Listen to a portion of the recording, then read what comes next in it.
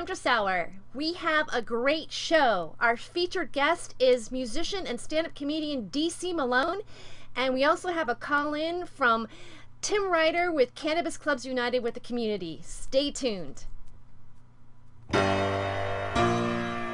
Imagine a town where there are no small joints, just small stoners, where Kush is a girl's best friend, and law-breaking is the new liberty. It's the Hollywood Hemptress Hour, hosted by your honey blunt Hemptress, Terry Joyce. Yeah!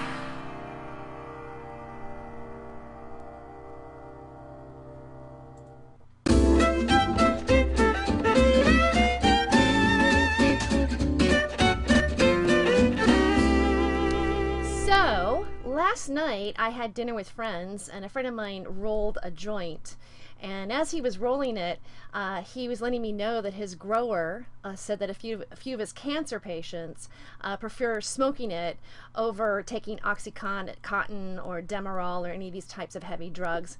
And I was thinking, you know how the commercials always have a drug that's out there, but the side effects are much worse than the drug. I mean, you know, there's a pill that you can take for social anxiety, but you have sexual dysfunction, which meaning like, great, I can meet people, but now I can't get laid. And actually, the truth is, pharmaceuticals are the third most profitable industry in the world. 9 out of all top 50 Fortune 500 companies are pharmaceuticals. A recent FAIR study has determined that out of the 9 major media corporations, 6 had directors who were also represented in the interests of at least one pharmaceutical. Just the other day, I was reposting on Facebook something that I saw, which was a quote from actually the late, great Jim Morrison, who is the lead singer of The Doors. And way back then, he wrote, "Whoever controls the media controls the mind." Poet, actually we're going to bring him up later on in the show, poet and Black Panther Party activist John Sinclair writes in his essay, The Marijuana Revolution, that marijuana, taken in this overall context, prepares people for the future. Its use within the social context promotes communalism, sharing, egoless, increased sensitivity to the other people, creativeness, heightened awareness of natural possibilities, and other related character traits which people prepare to live in the age of the post-scarcity of abundance. Let me read that again. And other related character traits which will prepare people to live in the age of post-scarcity abundance. Now, you're not going to get this kind of insight while taking Prozac. I mean, have you ever heard a musician say, "Hey man, I wrote that tune while doing Paxil"? Anyway, stay tuned, because next we have Dege Coutee coming up.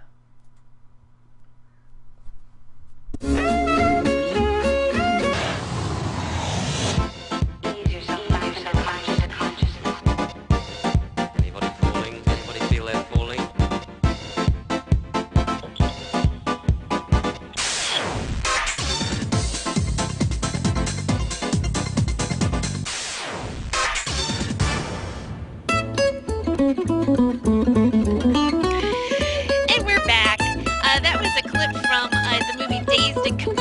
Which is one of my favorites. I think it's a classic stoner film. I love that piece right there. Right now, we have the Compassion Flower Report with Dege Coutee down in Hollywood. How you doing today, Dege? I'm great, and I'm happy to report that everything, at least for the time being, is relatively quiet on the home front. We've had a lot of turbulence throughout California, and especially in Southern California recently, with the ban being enacted in Los Angeles and the Los Angeles City Council inviting the feds in to conduct raids or any type of enforcement. But at least I'm happy to report for now, everything's quiet on the home front. Oh, that's good. So nothing's really happened, because I know last Thursday it was D-Day, and so it's still been fairly quiet so far. It's still fairly quiet. I mean, we've got conflicting reports. We've got law enforcement saying, until we know what's going on with the signatures, it's going to be, anywhere from another week to 2 weeks before we know whether or not enough signatures were gathered to qualify the referendum for the ballot, and that's a referendum to overturn the ban. So the LAPD is playing, you know, until they know more, they're hands off with enforcement. But, you know, of course, we've got Jose Huizar saying that they're still going to come after everybody. So, Jose you know, Huizar, he's always saying something, right? you know, I would love to see Jose Huizar just go around and let him go shut these dispensaries down himself. Right, right. Why don't you just go and knock on all these doors and tell these people you're going to take their business licenses and their seller's permits away from them? Yeah. But yeah, in that respect, you know, things are right now relatively quiet, and you know, the normal news kind of plods along with. It's amazing to me, and I think I mentioned this last week, where, you know, maybe 5, 6, 7 years ago, maybe a dozen medical marijuana stories a month at the most, and now it's like it's hundreds a week all around the country, whether it's op-eds or you know, columns or special interest stories, and of course, this being an election year kind of helps It's a big deal. bring that all together. It's big news. So there's something fun happening down in Los Angeles pretty There soon. is. Yeah, Thank goodness there's fun happening. I'll tell you, it's been real delightful for me because there's been quite a battle. We've been fighting quite the fight here in Los Angeles. And I'm real happy to recently have met up with a gentleman by the name of Jason of Club Kush Media, who is putting on an event in collaboration with the Patient Advocacy Network. It's called Kush Day, Celebrating Cannabis with Education and Music. And I'm helping coordinate the education portion in the early part of the day from noon to 4:20. And my partner Jay, he has coordinated all of the talent, all of which I can say is doing this event for free. So who's some of the talent there that's going to be there? Yuck Mouth, and there's like, I guess, a few others. Yuck Mouth, that's interesting. Is that a comedian or is it a musician or? He's a rapper. Yeah, these are Club Kush Media. Jason is friends and colleagues with a lot of very well-known people in the rap music industry. So there's going to be quite a collection of talent, and I'm enjoying putting together this, you know, panel. We're going to be opening up the event there at high noon with a gentleman from SC Laboratories named Alec, and he's going to be doing an introduction to cannabis botany and chemistry. To kind of familiarize everybody with the cannabis plant in a way that maybe some people don't, and kind of explain why the plant is so wonderful and therapeutic. And then we're going to have a cultivation panel. It's not completely confirmed. Ed Rosenthal said that, you know, he was going to be there, but I'm still making, you know, confirming that. Let our listeners or our viewers know who's Ed Rosenthal.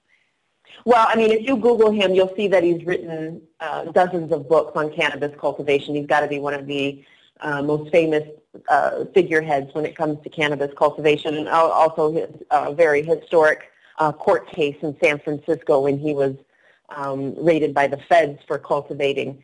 But yeah, he's quite a personality, and I believe he said that he wants to do a Q&A on cannabis cultivation, but we're also putting together another cultivation panel as well. We've got an author who's written a book on edible cannabis who's going to be on the panel. We've got Bruce Margolin and other lawyers who are going to be there, as well as a social justice panel. Some people from LEAP are going to be involved with that. I'm hoping Freeway Ricky Ross is going to be there. Oh, wow. Yeah, it's interesting. Isn't he a K-Rock DJ? Freeway Ricky Ross is, he did federal prison time. Oh my God, I'm for sorry. For his involvement with the CIA bringing in cocaine to be turned into crack in South Central. Okay. And Freeway Ricky Ross was the fall guy for that. He was the fall guy for the CIA. Wow. In that whole thing of bringing crack cocaine into Southern California. So he is recently out of prison, and will be speaking about, that's what I like about our social justice panels. It's not just necessarily about cannabis, but it's about the problems with the drug war and with prohibition, and how, you know, cannabis is tied into that with you know, all of these other things. So I'm real delighted about the way the social justice panel is coming together. I'm also really, really delighted to announce that this week that LA City Council member Bill Rosendahl is going to be there to accept his award that we're going to be giving him that Saturday as well. He seems very excited to feel well enough. People want to look up LA City Council member Bill Rosendahl. He's fighting cancer right now. He's undergoing radiation and chemotherapy, and he's being open with the media about the fact that he's using medical marijuana. So it's this interesting thing going on where you've got the LA City Council banning dispensaries and calling in the feds. But they have someone from City Council that's actually using it as a medicine. Right, and the one person who is fighting for us was not in City Hall to speak up for us because he was in the hospital undergoing chemo and radiation. It just really makes you want to bitch slap the rest of the City Council. I know. You're the woman to do it. I'm ready. The latex and I are ready to go to City Hall and just start spanking some. Smack them on their ass.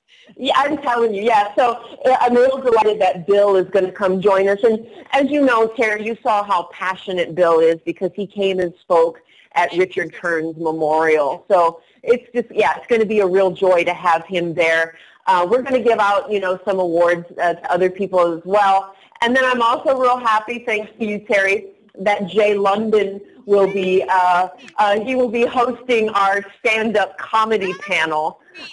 So yeah, it's an event that's really coming together, and it's really going to be fun. It is Sunday, October 7th, here in Hollywood. Go to kushday.com. We have a website, of course. If people sign up for emails with me, I'll send you the media kit. There are vendor booths if any of our listeners out there, sell things, regardless of what that is, whether it's glassware or, textiles or, whatever people have that they would like to present.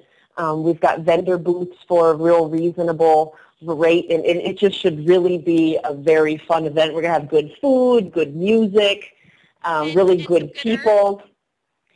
There's a medicating tent. There is an outdoor patio where people can use cannabis out in that part. You can't smoke inside, but yes, there is an outdoor smoking patio for our attendees. So yes, people should come out. It's $10 in advance or $20 at the door. It's free if you show up before 4:20. If you participate in the education panel and come in before 4:20, you get in for free. Great. All right, so we have to wrap it up here for a minute. So Dege, is there a website that people can go to get those tickets? Kushday.com. Okay. And then people can sign up if they want to sign up for email updates so they can get information directly in their inbox about the event. They can sign up for email updates at cannabissaveslives.org. All right, and, Miss Bondage, no, I have to give you shit today. Thank you so much for calling in and doing the Compassion Flower Report. And I just want to let the viewers out there know that Dege is works very hard on the cause, and so give her a donation at cannabissaveslives.org. Sign up for her blog, get on her mailing list, and find out what's going on all the time. Thank you so much, Dege, for calling in. Thank you, Terry. I'll see you soon. Okay, bye. Bye. So that was Dege Coutee giving the Compassion Flower Report. Next we have the fabulous, very funny, very talented, one of my favorite comedians, DC Malone, coming up.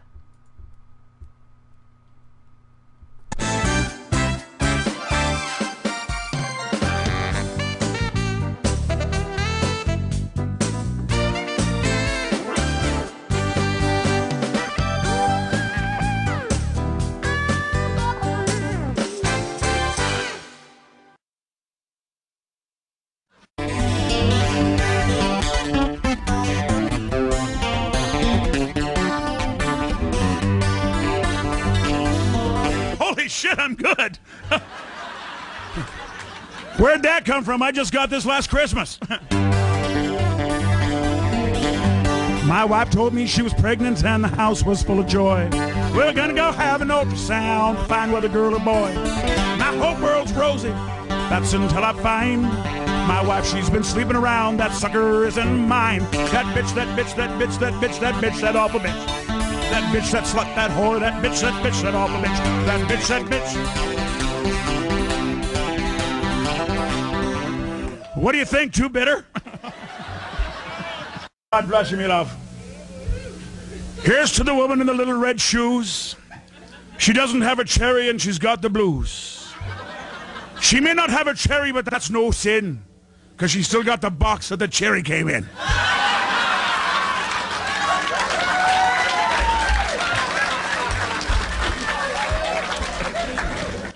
But there's one camp song that you all sang, and I don't care how old you are, I don't care what race, creed, color, religion, it doesn't matter.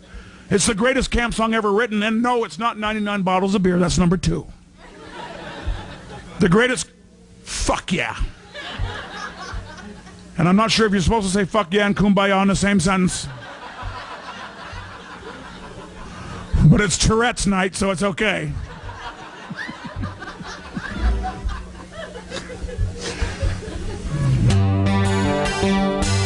Kumbaya, my Lord. Kumbaya.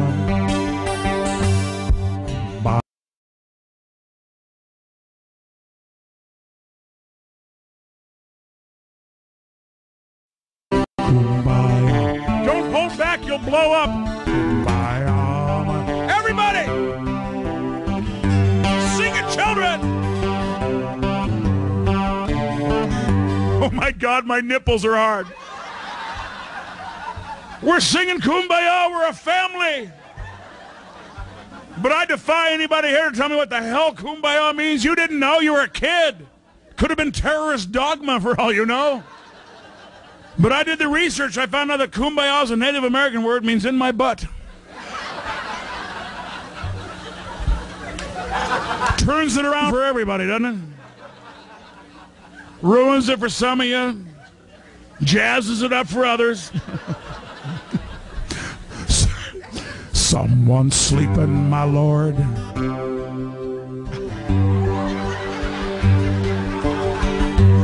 Ow, ow, ow. No, shut up. We're Americans. We mess with songs. That's what we do.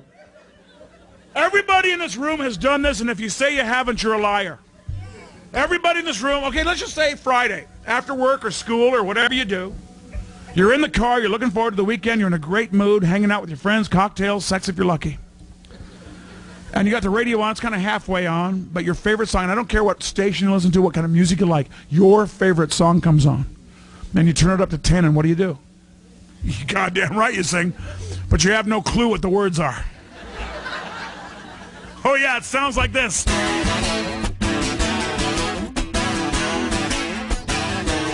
I'm gonna spend this over a dollar. I'm gonna answer the United Nations.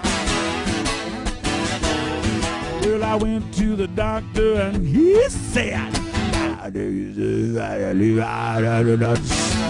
wonder what I'm gonna do.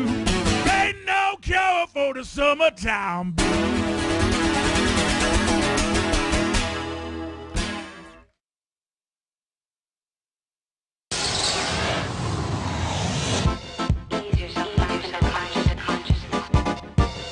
Anybody falling? Anybody feel they're falling?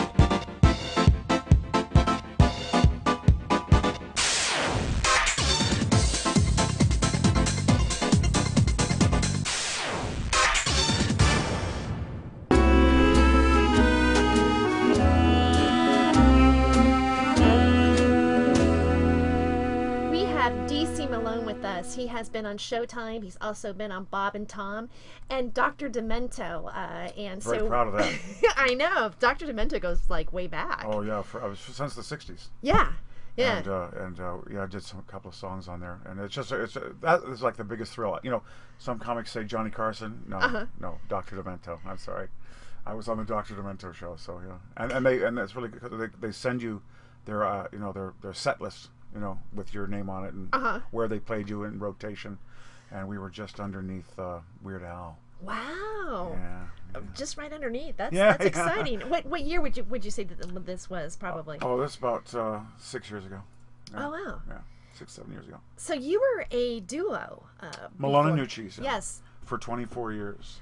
I heard about you guys, actually. You never saw us. I never saw you guys together. No, I know you. Yeah. I mean, because we've worked together. Well, a few times. we split up. We got together in 1972. Actually, we were street musicians in Toronto, Canada, and I was 16, and he was 17, and I've been on the road since I was 14. You know,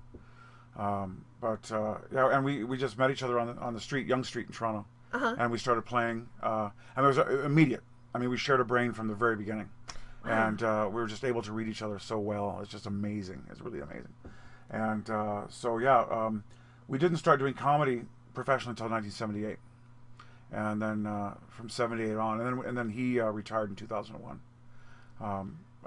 His wife actually wanted him to, because I had a major meltdown when I went to LA. I couldn't take LA. That happens. Yeah. That's not why I'm not there anymore. A lot of people can't take it. I'm like, I have to get out for a while. I can't breathe. It's too hot here. I'm in hell. Had I had a never-ending, bottle of Valium, I probably could have done it. But it was just too much for me. And so his wife and I understand that they had 3 kids, and he was missing a lot of stuff being on the road. And we were on the road. We were road warriors, from the very beginning. And so she asked him to quit, and you might know his wife actually, Yoko New Cheese. I joke. No, that's my when comedians ask where he went. But no, and then I started doing it on my own since 2001. Yeah, and so headlining for 34 years almost. Wow. Okay, and so now you have a musical background, being a comedian, I know that marijuana must have played somewhere in your life. Oh, yeah. And obviously most of it. Most of your life. I had to quit smoking pot though because it got too strong for me. I'm one of those guys. I have such a low tolerance for tetracycline. I do. I mean. You're a cheap date. Yeah. Oh man, one puff. One puff, and but not like the old days. See, I could hang out with you because you wouldn't be like smoking on my stash. Yeah. Oh, I'm not kidding. People actually stash their shit at my house because they know that I won't. Oh, don't lean forward. Okay, thank you, Mr. Producer. That was Rupert Declo. That's the infamous Rupert Declo. Yeah, but anyway, people used to stash their stuff at my house because they knew I wouldn't smoke it. But back in the old days, when I first started smoking pot, it was great because it was that great Mexican dirt weed, Panama Red, Acapulco Gold. So these are names that I feel like the old an older generation, like a younger generation, I didn't start smoking marijuana until about 6 years ago. Believe it or not, I'm a total late midlife. I go, I think I might toke now. There's something else to life. I don't know. That's the best time to start, I think. I did it sometimes, with comics or whatever, but I wasn't. But Acapulco Gold was something that was. Is it hard to find now? I think it might be hard to find. Yeah, I don't know if it even exists anymore. I mean, that's how far out of the loop I am. But it sounds like it should go with a certain beer or something. Oh, but I mean, the smell was so definitive, and I mean, the taste and the smell was so definitive. I just remember it so well. But I was living in Canada when I first started turning on to. Pot and hallucinogens and anything else that was, I mean, I was in 8th grade, and the 60s were almost over, and I mean, you lived through that time when there was where marijuana was kind of and very self-aware too. I mean, for a young kid, I was like ahead of my years, and I got turned on in 7th grade actually in the backfield of my junior high school. And then when I moved to Canada, Toronto to be exact, and they didn't have a lot of pot in Toronto back then. They had a lot of hash. Oh my dear God. Oh wow. And everyone was smoking hash. Everybody was taking huge chunks of hash and putting it on the end of a pin, lighting with a lighter, and until it became a flame, and putting it under a glass. And then the glass would fill with smoke, and then you'd suck the smoke out with a straw. And a hash buzz.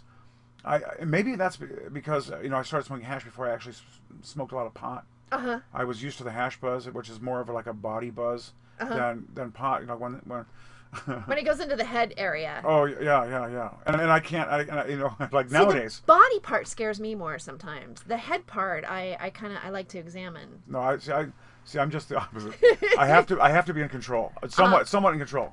I mean, I have to be able to talk. Oh yeah. You know, and the pot now is so strong that, you know, one hit, and I take a hit from now, you know, from time to time, you know, time to time.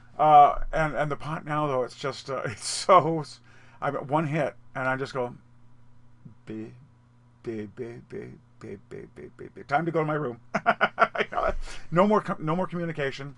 No more anything. It's just too strong for me. I wonder if it has to do with if you are doing a indica or if you're smoking a sativa, because for me a sativa, which is I prefer, or a hybrid, is it gives you more of it's more of an upper, and so it's more where you know, I could still be creative and speak and do whatever if you don't smoke too much of it. Some stuff kind of makes me go, for me personally, like I get really like my imagination just goes way too out. Oh well, yeah. I'm talking to God, I think, or something. You know. Well, one of two things happened for a while. I would either get completely paranoid, or I would become too wonderful for words. You know, I mean, I was like omnipotent. You know, I was like the omnipotent comic, and no matter where I was at some party, or I would launch into some tirade or a rant, and I would just go. I remember one time at a party, and I smoked a half of a joint with this other guy, and there was a little Pekingese dog, and I remember talking to these people and picking the dog up. Goes, I have a dog full of urine and I know how to use it, so back off. People were, and they were backing off. Actually, they were frightened, but yeah, it was just always too much. I mean, I could do acid, and that was okay. Cocaine was actually my drug of choice, you know, in the 70s and 80s. I mean, that's why I was like, that, you know, made me feel like God, actually. Well, I think it made a lot of people feel like God. Yeah. You know, cocaine was one of those kind of drugs where was popular in the 80s. Yeah. And I tried it. I'm not gonna lie, I've done coke before. Oh yeah. But it was one of those kind of things where I went, oh my God, I can't. I like this too much. I shouldn't be doing it. And nice that you could delineate that. You could, you know, say I like this too much. I don't want to do anymore. I don't want to do more. Now my question is, before we take the break, how much when you were growing up, like how much, what did weed cost then? Like how did you get what we call a 4-finger lid, a lid of pot, for $20. 4-finger lid. Yeah, for $20. For $20. Yeah, and that and there's a lot of seeds and stems, you know, but it lasted a long time. But the thing is, you could smoke the whole bag, and just, you know, laugh and get hungry and like one of my favorite lines from a film, I Love You, Alice B. Toklas, Peter Sellers. Oh, I need to see that. Oh, it's hilarious. And Peter Sellers gives up the whole corporate world and becomes a hippie. Oh. And his parents accidentally turned on to pot via brownies, and they're really conservative. You know, I think Jewish parents. They were portraying them as Jewish parents, but anyway, they do these brownies, and all of a sudden they're like the mother and father exploring each other. You know, like, thank God not naked, but. And then they start laughing, and all of a sudden the mother goes, "Let's play miniature golf," you know? And that's what the buzzes were like back then. It was like all laughing, touching, and let's go play miniature golf, you know? Yeah. But now it's just I couldn't function. How comics can smoke pot and get on stage, I don't know, and I respect them, because it just. I would never. It might be that they had to take those awful drugs like Ritalin and stuff like that, and their brain chemistry is wired weird. I don't know. I'm just kind of thinking that maybe there might be something a little bit different. But we do need to take a break, and I want to come back. I know you have your guitar, so maybe you'll play a song with us at the break. I could. Okay. I might. All right. We're with DC Malone, and we're going to take a quick break and watch some more DC Malone.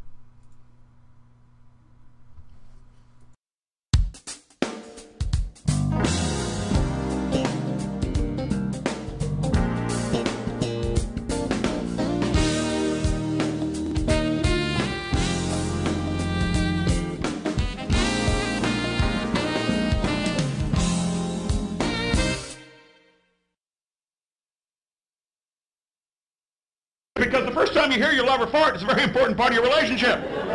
It can be horrifying and humorous at the same time. I'll never forget the first time my ex ever heard me. She was still my fiance at the time, and I had flown her into Vegas from Detroit. And we did the whole thing, the morning, the tourist stuff, a little gambling, and then back up to the room about 5 o'clock to rest up for the show. She's laying up on the bed watching TV, and I'm still at the point in the relationship where I'm trying to impress her. So I'm laying on the floor with my feet under the bed doing sit-ups. Yeah, that's over now. But on my fourth sit-up, I'm coming up to...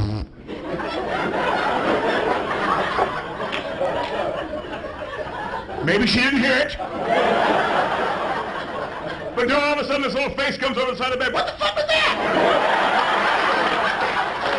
Yeah, and she was laughing. And I go, okay, my farts amuse her. Game on. But I swear, 2 years, I never heard her. And then I find, ladies, I finally figured it out. 2 years, didn't hear it. She was doing it in her sleep. And I never would have found out, but I had insomnia. Yeah, 4 in the morning, I'm reading a book. I couldn't sleep. She's all curled up next to me, sawing logs. Had her ass pressed up against my thigh. Oh, yeah. I'm reading away, and all of a sudden...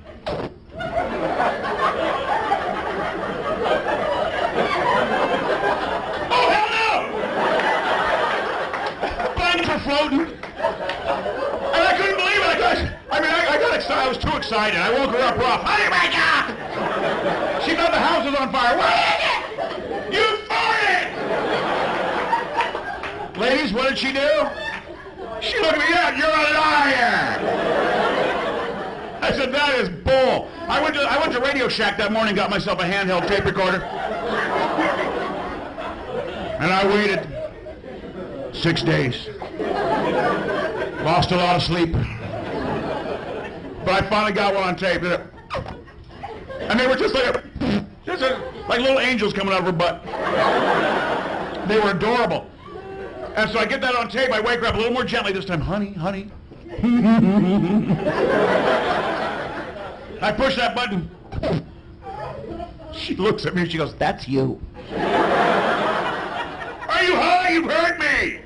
I rattle windows. Ladies and gentlemen, I once set off a smoke alarm in an elevator. There's some pride there, ma'am. So all I'm saying is, ladies, don't be ashamed of the gas. Let it go. Share the fart with your man. It's going to bring you closer together. Next time you're making love, let one go. And I mean...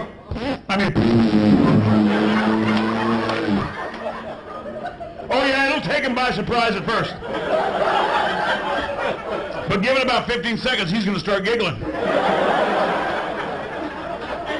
Because that's what we do. And the next time you go to make love, you know, come on, baby, bring your stinky ass to daddy.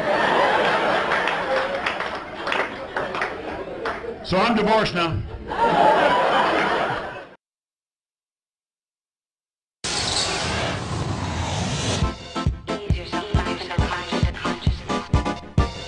Anybody falling? Anybody feel they're falling?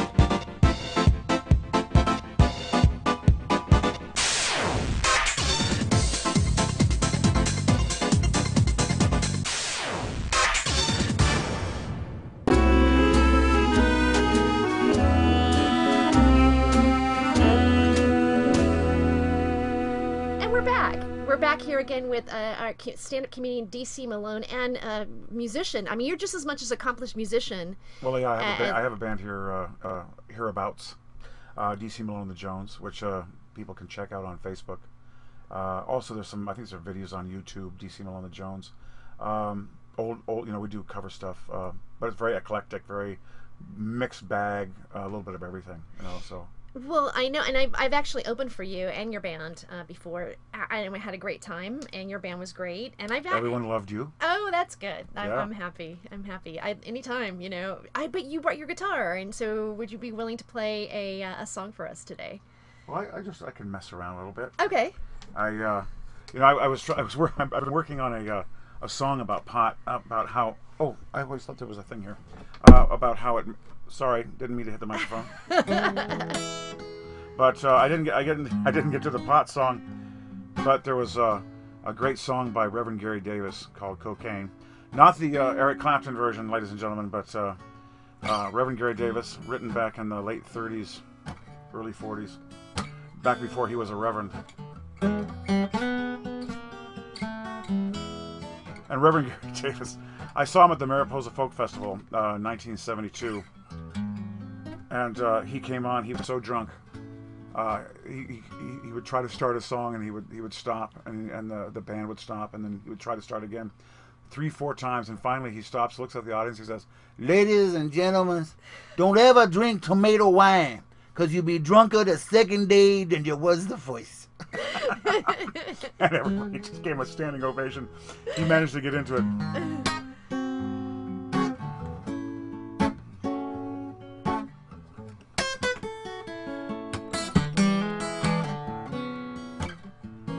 I'll just do this this one verse that I love so much.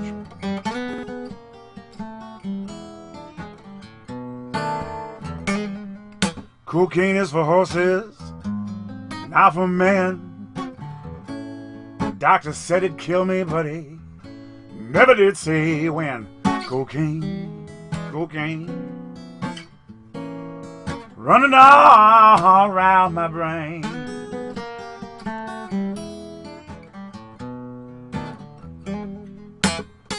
Come here, Mary. Come here, Sue.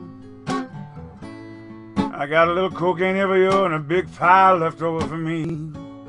Say cocaine, cocaine, running all around my brain.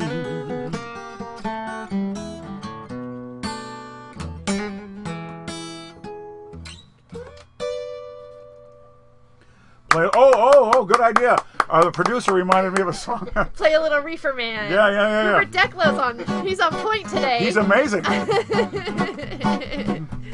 you ever seen that funny Reefer Man? Have you ever seen that funny Reefer Man? Well, he sells you dimes for nickels, tells you watermelons is pickles. You know you met that funny Reefer Man. Have you ever met that funny Reefer Man? Have you ever met that funny Reefer Man? Well, he says he walks to China, tries to sell you North Carolina. Well, you know you met that funny Reefer Man. Oh, thank you. Oh, I love it. So now you saw in live concert one of my heroes, John Lennon, with Yoko Ono and Ann Arbor Hash Bash. Yeah, and actually, it was the Freedom Rally for John Sinclair. 1971. Wow. Very chilly in the stadium. It was December, I believe. And what a concert! What a concert! And I was really too young to listen to the the hyperbole of all the political people. I mean, I knew it was about pot, and I thought, well, yeah, right on, but everyone was there to see John Lennon. Yeah. But wow, I mean, all the other people that were there, although I'm not a really huge fan of Detroit, Bob Seger was there, of course, because he's from Detroit. And Stevie Wonder showed up, which was very cool. But Commander? I remember Commander Coutee was there, and I remember Commander Coutee because that great Hot Rod Lincoln, that song that he did. I know you probably don't remember it because it's before your time. Well. But yeah, what a concert! And I was 14 years old. Wow. Yeah, and I was wandering around in all this, and then Lennon came on. It was just, and like at one point everybody's like cheering, and then it was like the softer songs. The song that. Imagine? No. It was Working Class Hero. Oh, I love that song. It was like dead silence. It was just amazing with all the people that were there. But yeah, it was quite a concert. Now, just so the listeners might not, or not viewers. I used to be on the radio. I go listeners, viewers, people out there with eyeballs. The story is that John Sinclair was a White Panther Party member who gave 2 joints to an undercover police 10 years. And got 10 years. And then John Lennon came to his aid and sang a song about him, and then he was released the next day. Well, and it was what's really funny is that because I heard about. They were going to pay him, Lennon. They're going to pay him $500, and he and he said no, thank you. I just put it towards the fund. And so he did it for free. Wow. And came in, but impressive. I mean, I like that. Yeah. Oh yeah. Well, I mean, first of all, he's an advocate himself. Something he could do, Lennon could do, and it was so impromptu too. The fact that he was in Toronto before doing his his bed in, for peace with Yoko, and which Which where is brilliant. Give Peace a Chance was recorded in the hotel room. Love that. Yeah. I've seen that clip's on YouTube. I watch it all the Did you ever time. notice Tommy Smothers? Yeah, I did. I go, damn, Tommy Smothers. Well, you know, Tommy Smothers is such a head. Oh. I mean, you know, and I'm sure even today he's still a big pot smoker. And I didn't know that. I'm not trying to out you. But he's such a delightful person, and Smothers Brothers, they were revolutionary. Oh. They got nixed because of like the stuff that they were doing. My biggest influence was the Smothers Brothers. Well, musical comedy first of all, and my partner and I, we had the same sort of interchange that Smothers Brothers did. Although, as my partner said, there was no one Tommy and no Dickie. You know, sometimes he was Dickie and sometimes I was Dickie. You know, so the straight man role would switch from back and forth depending on what bit we were doing. But That's yeah, cool. big influence. Big influence. There's not that many duos out anymore. No, because they can't. Because we're all so egotistical. Well, we're no, that's not it. It's just me. No one will pay. No one will pay. I mean, a team could get out there, but they couldn't live on what a team would make now. Nah. I mean, I didn't think Hampton and about I, my partner and I, we were there at the very beginning. You know, when comics were rock and roll stars. You know, there were clubs that were not only paying good salaries, but they were paying your airfare. They were picking you up at the airport in limousines, or at least someone. Yeah, take a cab. No, they're like, get out of the way. Yeah, get out of the way while we serve our drink. Take a cab. Okay, yes, you can bring the receipt to the club. Not that I'm complaining, mind you. For those of you who are not, I'm not a diva. I'm not a bitch. But yeah, it was definitely a lot different back in that. God, I wish I worked at Arrow. I started out when it was closing out. You know what? We ran out of time, but I really thank you for coming on the show. It's always really great to see you. It was wonderful. And I know that we're going to cross paths again. Oh, we will. Sure, well, yeah. You know, all I got to do is call. Right. And you'll be there. Yes, you will. I got a friend. That was DC Malone, and thank you. I thank you for DC Malone. And next, right now, we have a caller online with us. I've got Tim Ryder. Tim, are you with us? Hold on. Trying to stay cool. How you doing there, Terry? I am doing really good. You know, I'm not sure. Do we have him patched in? Is he cool? All right. Just double checking. We're having like some technical stuff. So, Tim. With the community. It is a group down in Eagle Rock, California, which is like the basis of some of the battle that's going on in terms of banning the collectives, which Jose Huizar resides also on the city council. Now, you a lot of things have been happening there. You also, I know that you participated in some of the signature gathering and getting the reverse on the ballot, but also you were running for neighborhood council. What position are you running for, Tim? A public safety director, of course. And the reason why is because they've been lying about the collectives, saying the collectives bring in crime to our community, and it's false. They're lying. So I'm just going to be there telling them, hey, these medical marijuana collectives don't bring any crime into the community, and the Los Angeles Police Department has statistics that prove that.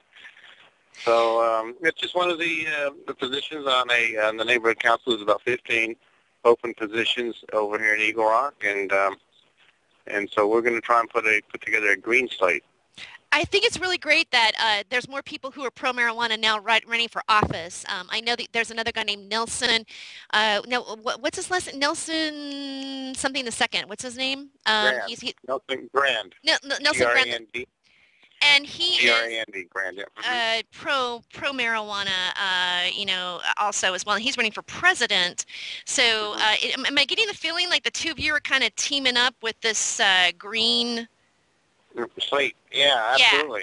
Yeah. Absolutely, yeah. Nelson's a great guy. He's very open-minded individual. You know, he's not probably as radical as I am. You know, I'm kind of more of the fighter. I fight the prohibitionists, that's me, fighting the prohibitionists. He's more of a, let's talk about this, let's get everybody together, and, look at this issue rationally, bring all the parties together, let's talk about it. So he's really good at that. He's more of a politician than I am, I think, and that's a good thing, What I love about you, Tim, and I don't know if whoever's been following the show, they probably have heard this before, but you do not smoke. You're not a medical marijuana patient. You're pretty much, I mean, you've tried it, but you wouldn't really consider yourself to be like a toker. Is this true? Well, it's hard to say, do you have to smoke marijuana every day to be a toker? It's like, are you a part-time communist or a full-time communist? Can you be a part-time toker? I would say if it's there, I went to a Pink Floyd concert, last year, and 50,000 people were token up, and I mean, I'm not afraid of it. I think it's about fear, and if you smoke marijuana before, you know what effects it has, and you don't have this fear of it. And I think a lot of people that haven't smoked marijuana have this fear, and they fall for the prohibitionist reefer madness lies.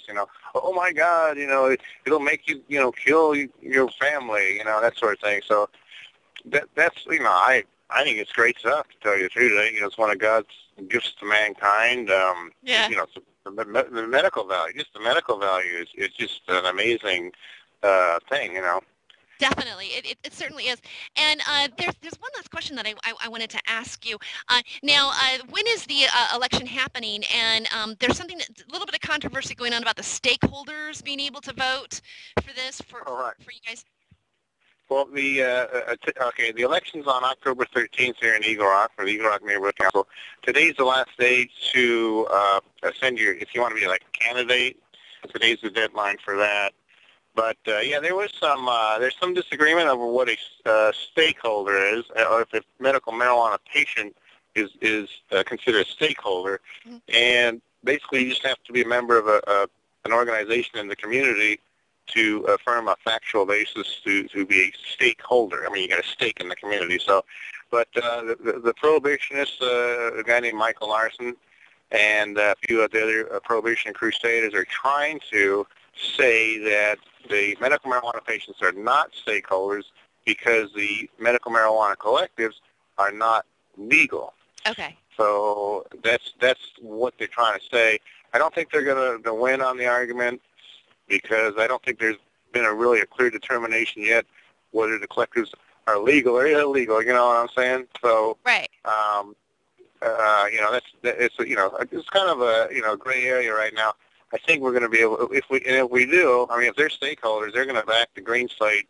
We're going to have, quite a few voters. They're voters, basically. That's wonderful. Yeah. Well, I have to get going here. We got Shiloh Jinglefoot with G-Lish's Dishes calling in. Shiloh's coming on. But it's so great to hear from you. I wish you a lot of luck and give as much support. Would love to have Nelson Graham II on the show soon too, and get him on. That would be great. And where can our viewers find you and support you? Well, we're on the website, and it's ccuwc.org. Uh-huh. And on there, we'll have the green slate on there, the candidates' names. And I believe if you become a member of the CCUWC, you will also be considered a stakeholder. Oh. So anybody that wants to be a stakeholder, you can be a member of CCUWC. We're charging, I guess, $20 and $10 for the patient. So go to that website. Okay. All right. Thank you so much. All right. Good seeing you, man. Talk to you. Bye. All right. Bye, Dege. That was Tim Ryder with Cannabis Clubs United. Next, we're going to have Shiloh Jinglefoot with G-Lish's Dishes giving us a fabulous recipe. Stay tuned.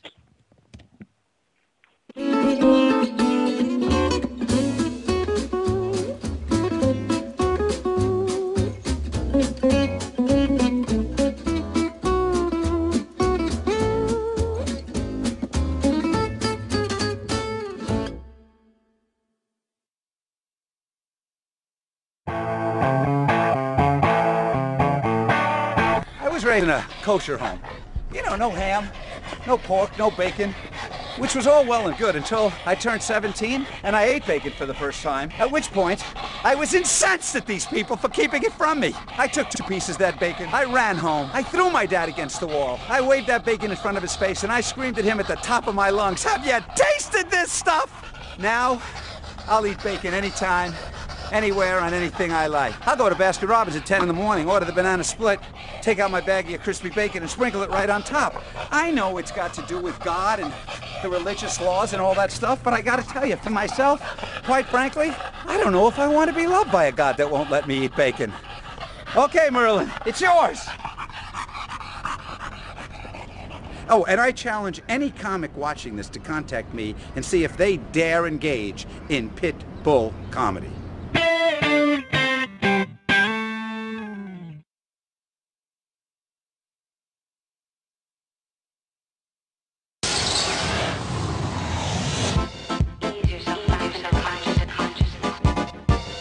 Anybody falling? Anybody feel they're falling?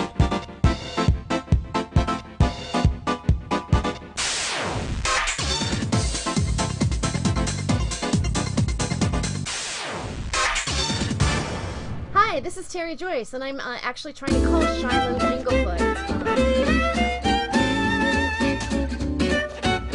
us know what the recipe is going to be for today. Hopefully she's going to like pick up the phone in just a second.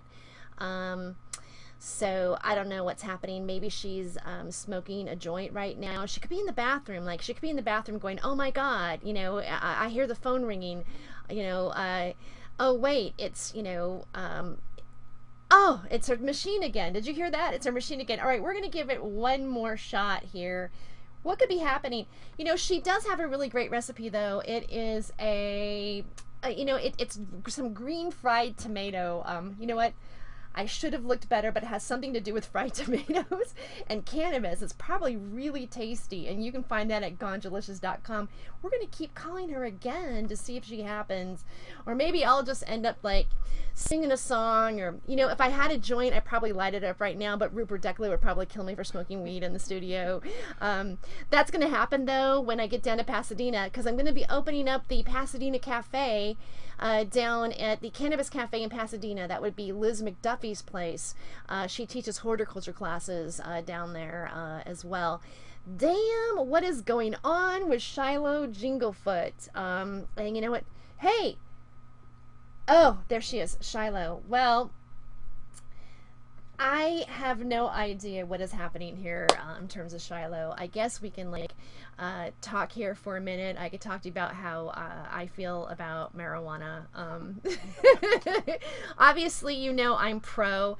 One thing is that I'm really excited about the world today. I'm excited about how I don't know. I'm on Facebook. By the way, like me on, hey, this is a good time to say like me on Facebook. I never promote myself, right?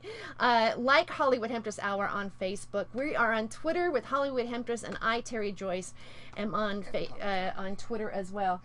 And Atomic Comedy. Believe it or not, this is the Atomic Comedy Network.